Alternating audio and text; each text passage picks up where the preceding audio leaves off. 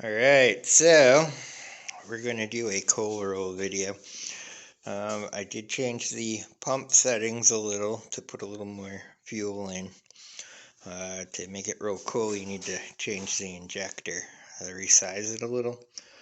They don't make one size bigger on this, so what I had to do was take carbide micro bits and resize the top ring of holes on it. So all in all, this is definitely running really good. But yeah, now it rolls coal. So here we go. We'll take it on a quick ride.